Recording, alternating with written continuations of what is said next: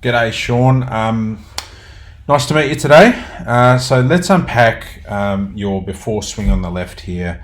Fairly weak grip. We didn't really attack that today. I think there's slightly bigger issues that need to be addressed first.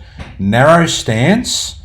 What we're going to see in the swing is an over rotation. I believe that's caused by that narrow stance and the front foot fairly square, pointing straight out. So what we've done is we've widened your stance. We've tried to get your feet more under your shoulders. So there and there. And like I said, the ankle bones on the outsides of the shoulder, ankle bones on the outside of the ankle under your shoulders. Much better there. If we have a look down here, your feet are way inside your shoulder width. So just while that feels really wide and a little bit unusual, it's just because it's so different. But I think you'd agree it looks a lot better. What I've also done on the one on the right is I moved the ball forwards a little bit more, and it's just because of what we saw during the swing. So when we swing back, we see a big rotation inside. Shoulders have gone way past 90 degrees. Hips have rotated a lot. Left leg straight behind. From here now, you then rotate a lot to get the club back around. So there's no shift forwards. So if I put a line here on your hips at the top of your backswing, as you start rotating through, you see your hips are going backwards away from the line. You're actually pivoting on your back foot right now. And you said you'd been trying to, sustain lag on the way down, but you need to, doing it this way, get that club getting down to the golf ball, so you end up flipping it through. So you're doing the thing that you're trying to avoid. And you see that your front foot is pivoting off the ground here. There's not much weight on it. All the weight's on your back foot. So you're pivoting around that back foot, getting out of the way, really narrow on the way through, around the corner, still on that back foot.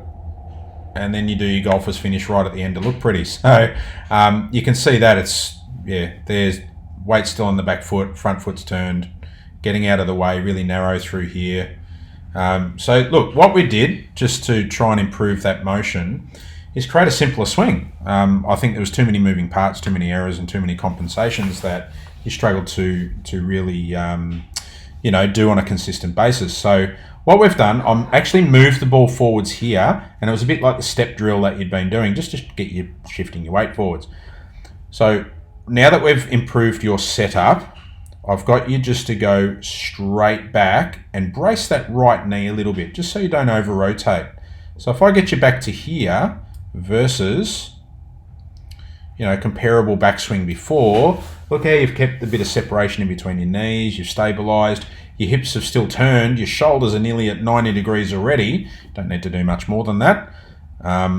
So then all this extra, you see that rotation on the back foot. Watch what happens now.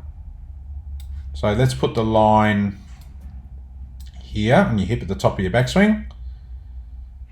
You start to turn forwards through it. Weight's now more on your front foot. You can now deliver your hands more in front of the golf ball instead of end up flipping it through. And this is why you put the ball back in your stance, by the way. So this is the ball back in your stance, and you're not getting your hands in front of the golf ball as much as what we did when we put it forwards, because you're shifting your weight. So you're actually sustaining more lag on the way down by not having any lag and moving the ball forwards so you can get up to meet it. So instead of then flipping through this way, so look at that left wrist through here. This move now, you're nice and straight down through here. If we move it up a little bit more, there we go, beautiful. So you're actually then rotating, weight's now forwards. Look at that extension through here, beautiful. And see how your hip is still on this on this line here where we put. So you're not going backwards. So that way you've gone backwards and no extension through the ball. Weight's back. Chalk and cheese, mate. The one on the right looks really good. So like I mentioned in the lesson, which golfer's going to play better? Which golfer do you want to be? And it's got to be the one on the right. That motion through the ball now is so much more efficient. So while it's a small swing, it's a good sort of stepping stone to get you to start swinging it full, but it's taught you to start moving, biomechanically more correct through the ball that way. It just looks more balanced, a lot more width, a lot more tempo and timing. Beautiful, mate.